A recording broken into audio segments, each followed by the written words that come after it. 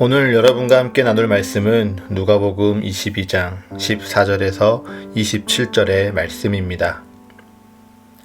때가 이름에 예수께서 사도들과 함께 앉으사 이르시되 내가 고난을 받기 전에 너희와 함께 이 유월절 먹기를 원하고 원하였노라. 내가 너희에게 이르노니 이 유월절이 하나님의 나라에서 이루기까지 다시 먹지 아니하리라 하시고 이에 잔을 받으사 감사기도 하시고 이르시되 이것을 갖다가 너희끼리 나누라. 내가 너희에게 이르노니 내가 이제부터 하나님의 나라가 임할 때까지 포도나무에서 난 것을 다시 마시지 아니하리라 하시고 또 떡을 가져 감사기도 하시고 떼어 그들에게 주시며 이르시되 이것은 너희를 위하여 주는 내 몸이라. 너희가 이를 행하여 나를 기념하라 하시고 저녁 먹은 후에 잔도 그와 같이 하여 이르시되 이 잔은 내 피로 세우는 새 언약이니 곧 너희를 위하여 붓는 것이라. 그러나 보라, 나를 파는 자의 손이 나와 함께 상 위에 있도다. 인자는 이미 작정된 대로 가거니와 그를 파는 그 사람에게는 화가 있으리로다 하시니 그들이 서로 묻되 우리 중에서 이 일을 행할 자가 누구일까 하더라. 또 그들 사이에 그중 누가 크냐 하는 다툼이 난지라. 예수께서 이르시되 이방인의 임금들은 그들을 주관하며 그 집권자들은 은인이라 칭함을 받으나 너희는 그렇지 않을지니 너희 중에 큰 자는 젊은 자와 같고 다스리는 자는 섬기는 자와 같을지니라. 앉아서 먹는 자가 크냐 섬기는 자가 크냐. 앉아서 먹는 자가 아니냐. 그러나 나는 섬기는 자로 너희 중에 있노라. 아멘. 할렐루야. 오늘의 말씀은 질문으로 시작해 보고자 합니다. 여러분은 예수님께 무엇을 바라십니까? 예수님은 여러분에게 무엇을 바라실까요? 사순절의 마지막 주간입니다. 돌아오는 주일은 예수님께서 십자가의 대속을 이루시기 위해 예루살렘에 입성하신 날을 기념하는 종려 주일이자 고난 주일이라고도 불리는 날입니다. 이 날을 종려 주일이라고 부르는 이유는 예루살렘에 입성하시는 예수님을 향해 수많은 군중들이 종려나무 가지를 흔들면서 맞이했기 때문입니다. 이스라엘의 문화 속에서 종려나무는 특별한 의미를 갖습니다. 애굽에서 광야로 나온 백성들이 물을 얻지 못하여 고통받을 때 엘림의 샘 곁에 종려나무 70그루가 있었고 거기에 이스라엘 백성들은 장막을 치며 쉼을 얻고 생명을 이어갈 수 있었습니다. 그래서 그들은 매 초막절마다 종려나무 가지를 흔들며 광야 생활의 은혜를 기념하고 또한 기억했습니다. 또 종려나무는 강한 생명력으로 쉽사리 죽지 않고 다른 나무에 비해 크고 곱게 자라는 특성이 있습니다. 그래서 여호와의 집에 거하는 의인을 상징하기도 했고 그 열매의 달콤함으로 승리와 번영을 상징하기도 했습니다. 예루살렘 백성들은 그 의미를 담아 예수님을 향해 종려나무 가지를 흔들었습니다. 자신들의 의의 통치자 다윗 왕국의 번영과 승리를 다시 일으킬 진정한 왕으로 오신 예수님을 축복하며 종려나무 가지를 흔들고 호산나 다윗의 자손이여 찬송하리로다 주의 이름으로 오시는 이여 가장 높은 곳에서 호산나 노래했습니다. 그리고 그의 권위를 인정하고 복종하겠다는 마음으로 그들의 겉옷을 길 위에 펴두었습니다. 그런데 십자가의 죽음을 알고 예루살렘 성으로 한 걸음 한 걸음 옮기시는 예수님의 마음과 그 걸음이 가까워질수록 우리의 왕이요 의의 통치자로 오시는 예수님을 향한 이 사람들의 환호가 너무도 분명히 대비되는 날입니다. 참 불편한 동거가 시작된 것이죠. 그런데 오늘 본문 속에서도 이런 불편함은 이어집니다. 누가복음 22장 14절입니다. 때가 이름에 예수께서 사도들과 함께 앉으사. 예수님은 자신의 십자가의 고난과 죽음으로 말미암아 이 땅을 구원하실 하나님의 뜻을 알고 있었습니다. 그렇기에 이 유월절을 기념하는 식사 가운데 예수님께서는 문설주에 바른 피를 통해 애굽 땅에 임한 하나님의 심판을 넘어갔던 대속제물의 어린 양을 기념하고 대속하실 십자가를 기념하기 원하셨습니다. 하지만 제자들은 달랐습니다. 그들에게 유월절은 그저 축복의 날이었습니다. 포로된 이스라엘이 자유를 경험한 날입니다. 애굽에서 나와서 약속의 땅 가나안으로 들어가고 하나님이 약속하신 그 축복을 실제적으로 이루시기 시작한 날이었습니다. 곧 자신들이 섬기고 함께했던 예수님께서 왕으로 오르실 날인 것이죠. 그렇기에 15절에 예수님이 말씀하시는 고난이 십자가 위에서 받게 될 고통과 제자들의 외면과 부정, 또한 예수님께 환호를 보내던 이들의 조롱과 핍박이라면 제자들에게 있어서 이 고난은 다윗 왕국의 왕으로서 통치자가 짊어져야 할 왕관의 무게로밖에 보이지 않았습니다. 또한 16절 내가 너희에게 이르노니 이 유월절이 하나님의 나라에서 이루기까지 다시 먹지 아니하리라는 말씀도 예수님은 죽음과 부활 그리고 이 땅의 심판과 함께 임하실 하나님의 나라를 뜻하셨다면 제자들은 다윗 왕국이 온 유대에 세워지기까지 다시는 먹고 마시지 않으며 누리지 아니하겠다라는 예수님의 굳은 결심으로 받아들였습니다. 그렇게 예수님께서 마지막 떡과 잔의 나눔을 통해 하나님 나라를 약속하는 새 언약의 성찬식도 이제 곧 왕으로 나아가는 예수님의 출정식으로 제자들은 여겼습니다. 예수님께서는 끊임없이 자신의 십자가 죽음을 통해 이루실 하나님의 뜻을 가르치시지만 제자들은 참된 하나님의 말씀을 전하신 예수님을 지키고 순종해서 자신들에게 약속된 그 복에만 관심이 있었습니다.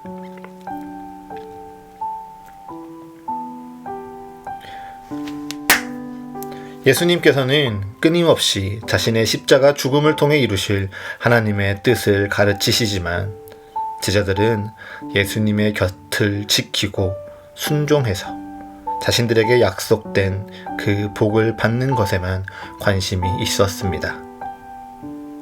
다음의 상황을 보면 제자들의 그 마음이 더 명확하게 드러납니다. 누가복음 22장 21절부터 24절입니다. 그러나 보라, 나를 파는 자의 손이 나와 함께 상 위에 있도다. 인자는 이미 작정된 대로 가거니와 그를 파는 그 사람에게는 화가 있으리로다 하시니 그들이 서로 묻되 우리 중에서 이 일을 행할 자가 누구일까 하더라. 또 그들 사이에 그중 누가 크냐 하는 다툼이 난지라. 아멘. 예수님의 고난과 죽음이 시작되는 제자의 배신이기에 너무도 크고 중대한 사건입니다. 그 일이 일어나기 전 예수님은 제자들에게 이곳에 나를 파는 자가 있다고 말씀하십니다. 그래서 제자들도 곧바로 묻습니다. 우리 중에서 이 일을 행할 자가 누구입니까? 물었다면 그 다음 자연스러운 반응은 무엇인가요? 찾아야겠죠. 누군지 밝혀서 잡아야죠. 그런데 제자들은 어떻습니까? 서로 다투고 있습니다. 누가 큰지, 누가 예수님의 좌편에 앉고 누가 우편에 앉을지에 관심이 있을 뿐 누가 예수님을 팔지는 관심이 없습니다. 지금 제자들에게 관심사는 유월절의 어린 양의 희생과 십자가의 고난이 아닙니다. 그들의 곁에 다윗 왕국의 왕이 되실 예수님이 있기에 지금 중요한 것은 왕의 곁에서 누릴 축복입니다. 누가 더 높은 자리, 더 크고 좋은 자리, 더 편한 자리를 차지할 것인지 지금 정하는 것이 중요합니다. 왕이 되실 예수님을 팔고 배신하는 자? 그 자는 그저 미련한 자입니다. 복을 걷어차는 자입니다. 그런데 찾아봐야 무슨 소용일까요? 나눌 것이 부족한데 나눠 가져야 할 자가 줄어드니 오히려 좋은 일이다 여겼을지 모르겠습니다. 이에 예수님께서 대답하십니다. 이방인의 임금들은 그들을 주관하며 그 집권자들은 은인이라 칭함을 받으나 너희는 그렇지 않을지니 너희 중에 큰 자는 젊은 자와 같고 다스리는 자는 섬기는 자와 같을지니라. 앉아서 먹는 자가 크냐 섬기는 자가 크냐. 앉아서 먹는 자가 아니냐. 그러나 나는 섬기는 자로 너희 중에 있노라. 예수님도 세상의 논리를 이미 알고 있습니다. 신하보다 왕이 존중받고 다스리는 자 되기를 모두가 선망한다는 것을요. 섬기기보다 섬김받고 누릴 수 있는 자가 더 크고 부러운 자라는 이 세상의 논리를 말입니다. 하지만 예수님은요, 다시 한번 이 섬김이라는 모습을 통해 세상의 논리가 아닌 하나님 나라의 진리를 전하고 가르치십니다. 나는 섬기는 자로 너희 중에 있노라 말씀하시며 실제로 제자들을 섬기십니다. 직접 떡과 잔을 나누시고요. 자신을 배신하고 외면하여 도망가고 심지어 자신을 부정할 제자들의 발을 씻기십니다. 사랑하시되 죽기까지 사랑하며 진정 사랑으로 사는 삶이 무엇인지 보여주십니다. 그리고 무엇보다 예수님은 인간적으로 피하고 싶고 마주하고 싶지 않은 이 고통과 어려움 앞에 내 뜻대로가 아닌 하나님 뜻대로 섬기며 하나님을 따르는 삶이 무엇인지 십자가를 통해 가르쳐 주십니다. 그것이 바로 오늘 성서일가 구약 본문인 이사야 50장 4절의 학자의 가르침이요 예수님의 가르침입니다. 주 여호와께서 학자들의 혀를 내게 주사 나로 공고한 자를 말로 어떻게 도와줄 줄을 알게 하시고 아침마다 깨우치시되 나의 귀를 깨우치사 학자들 같이 알아듣게 하시도다. 아멘. 저 또한 이 말씀을 묵상하기 전 학자는 학문에 능통한 학문을 연구한 사람이라고 생각했습니다. 그래서 학자의 가르침이라는 지식과 학식으로 원리를 깨닫게 하고 지식을 전수하는 것이라 생각했습니다.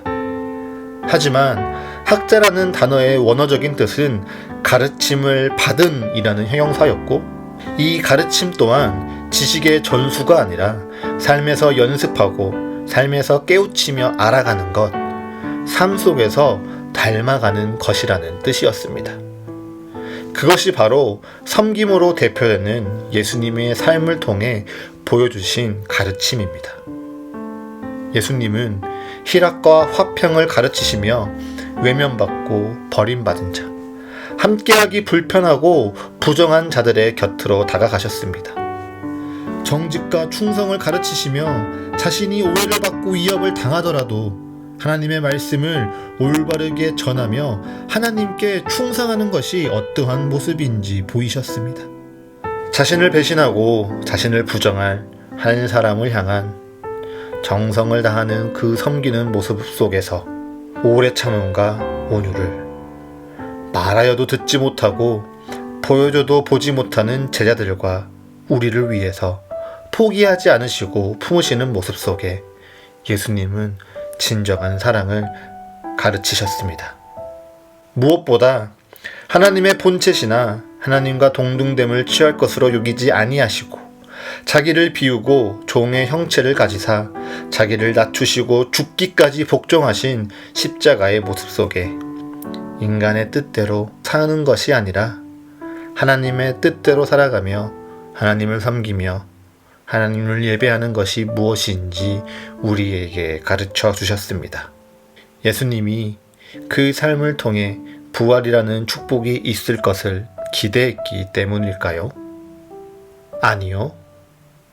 다시 사는 것을 기대하며 하나님을 섬기는 것이 아닙니다. 하나님이 주시는 그 믿음 가운데 믿음대로 살아가는 삶의 무게를 살아내셨습니다. 그렇게 살아가는 동안 하나님의 뜻을 알아가는 삶, 하나님을 섬기는 삶을 가르치셨습니다. 이것이 우리에게 보여주신 하나님 나라에서 큰 자들이 살아가는 삶입니다. 나를 낮추는 겸손, 권리 포기, 순종, 용서, 희생, 양보. 그 모습 속에 감춰진 하나님을 향한 섬김과 세상을 향한 섬김은 이를 통해 내가 공덕을 쌓고 하나님의 복을 누리는 것이 목적이 아니라 오직 그 삶을 통해 하나님의 뜻을 알아가고 하나님의 뜻대로 살아가는 것일 뿐입니다. 그래서 다시 한번 묻습니다. 예수님께 무엇을 바라셨습니까? 이제 여러분은 예수님께 무엇을 바라시겠습니까? 이제 고난주간이 시작됩니다. 십자가를 짊어지실 예수님의 마지막 일주일을 묵상하며 함께 고난받기를 결단하는 시간이지요. 그때의 이 말씀을 기억하십시오. 누구든지 나를 따라오려거든 자기를 부인하고 자기 십자가를 지고 나를 따를 것이니라. 어쩌면 여러분에게 필요한 것은 눈이 번쩍 뜨이고 생각이 열리는 새로운 말씀, 새로운 가르침이 아닐 수 있습니다. 오히려 이제 삶으로 살아내리라 고백하는 결단이요. 그 삶을 함께 살아내는 이들과 격려하고 위로하며 믿음대로 살아가는 삶일지 모릅니다. 세상의 논리가 아닌 하나님 나라의 진리를 따른다는 것, 그 자체가 세상 앞에 시험이고 고난입니다. 시험과 고난 앞에 사탄은 끊임없이 여러분을 유혹할 것입니다. 고통을 피하라고, 어려움 앞에서 도망치라고, 이번 한번 타협하고 모른 척하면 쉬울 수 있다고 말입니다. 하지만 기억하십시오. 그 유혹이 여러분이 짊어져야 할 십자가입니다. 현실 앞에 맞닿아뜨리는 나의 본능과 하나님의 뜻이 부딪히는 순간, 세상의 논리와 하나님의 진리, 이 모든 것을 알고 있음에도 선택해야 하는 그 순간, 그것이 바로 여러분이 믿음 가운데 살아내야 할 믿음의 무게입니다. 그 십자가를 정말 짊어지고 살아가시겠습니까? 이 한 주 매일매일 묵상하는 예수 그리스도의 십자가와 매일매일 마주하는 나의 십자가 앞에서 스스로를 돌아보고 점검하는 한 주가 되시기를 축복합니다. 무엇보다 주님의 복 넘어 주님의 뜻을 깨달아 나의 삶을 통해 온전한 새 생명, 새 언약의 소망을 꿈꾸시는 한 주가 되시기를 축복합니다.